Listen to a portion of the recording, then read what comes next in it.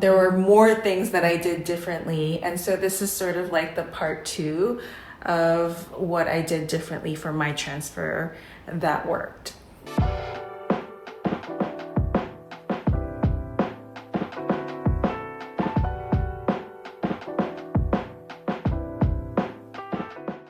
Hi ladies, welcome back to my channel. If you're new here, welcome for the first time.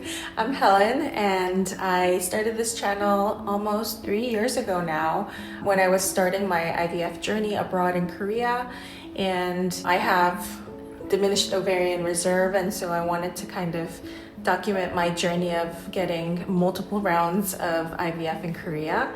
My last 5th and final transfer worked, and so we're here celebrating my little boy that's in my belly right now. Here's a little bump date. Oh my gosh, I'm getting so big. So crazy. I am 26 weeks today. Yeah, he's getting really big.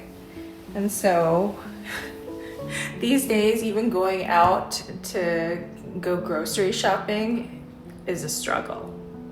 But I wanted to share my entire experience with all of you and hopefully help you on your journey if you also are struggling with IVF or infertility like I did, because it was such a difficult journey for me, and I know how emotional it can be, and so I hope that I can just be a little bit of a comfort to all of you going through it right now. So the last video that I made it about what I did differently for the final transfer that did actually work. I realized after I posted it that I left out a few details.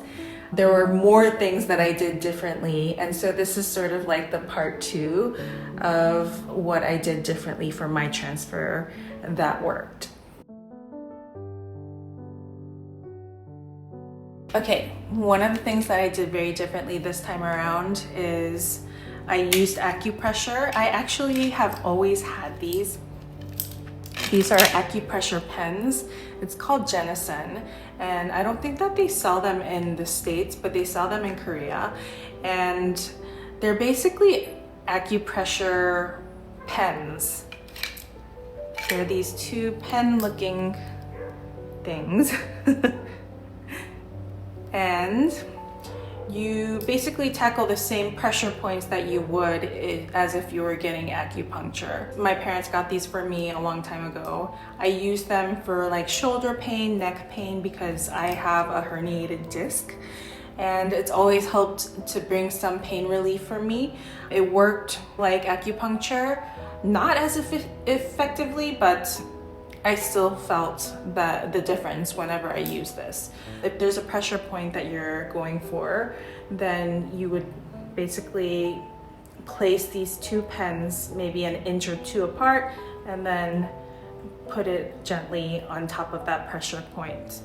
And so I use these actually right after my transfer, and I went for the pressure points that they usually go for underneath the belly button, above your womb, above your uterus.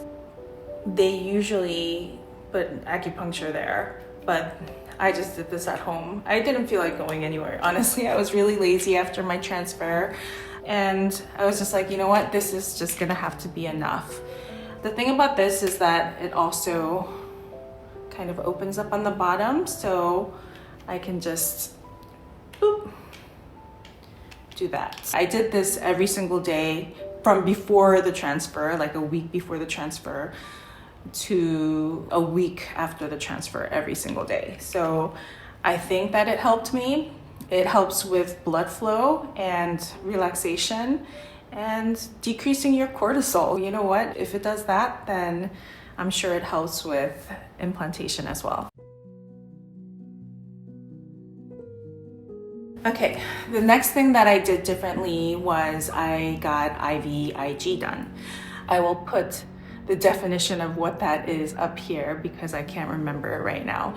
But it's basically an IV. I had 2 bags of it done on the same day as my transfer. Before my frozen embryo transfer, we decided to do an immune panel. The doctor got my blood work and we realized that my natural killer cells were slightly elevated, not too high, but they were a little bit elevated. And we just wanted to do everything possible to make sure that this implantation would happen. He decided to give me IVIG on the day of my transfer, right after my transfer. So I went in the surgery room and got my little embryos implanted, not implanted, but transferred inside of me. And then after that, I went back to my little corner where they gave me 2 bags of IV. And this took a few hours, so I was at the hospital for a little bit longer than my other transfers. It suppresses your immune system a little bit so that your blood cells don't attack the embryo. This was the first time that I got IVIG, and our little embryo did implant. So I think it really definitely worked. If you do have elevated natural killer cells, then I do recommend that you talk to your doctor about possibly getting IVIG as well. Actually, I forgot to tell you one more thing. I also did red light therapy. I had a red light therapy belt leading up to the transfer. I didn't do it after the transfer, but leading up to the transfer, I would wear this red light therapy belt, and it helped with inflammation and relaxation and all of those things. And so that's definitely a detail that I was about to forget to include again. Pregnancy brain. I will link below the belt that I used. It's not an expensive one. It's pretty affordable. It was only like $30 something. I left it in Korea, so I can't show it to you guys right now, but yeah, it is something that I used all throughout stimulation as well as leading up to the transfer. Okay, those are the things that I totally forgot to include in my last video, so there you go. And I also uploaded a couple of shorts about what supplements that I took. And so take a look at that if you haven't already. If you want me to make a longer video about the supplements that I took, or if you want me to make a video about like my entire stimulation protocol, which I finally got from the hospital, then please comment below and let me know if that's what you want to hear. And yeah, this pregnancy, let me just give you a quick update, has been pretty rough. I'm 6 months pregnant, 26 weeks now, and still throwing up. I have hyperemesis gravidarum, which basically means that I still have nausea, like past the first trimester, and it's just been a difficult pregnancy. I'm so grateful, so grateful that this little baby decided to come to me, but I have to say this pregnancy has been pretty difficult.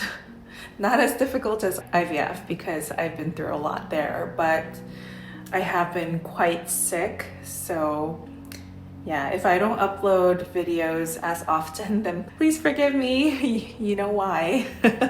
I've been pretty sick. In the next video, I'll share a little bit more about like my entire 2-week wait and like the symptoms that I had, as well as all the pregnancy complications that I had to go through. It was a lot, but I will share everything about my pregnancy in the next video, and so stay tuned for that. If you're not following me on Instagram, please go ahead and follow me there because I give most of my life updates, my personal updates up there, and YouTube is much more educational. So yeah, if you enjoyed this video, please like it and please subscribe to my channel, and please share this video with somebody that you feel like might benefit from it. Okay guys, I'll talk to you guys soon.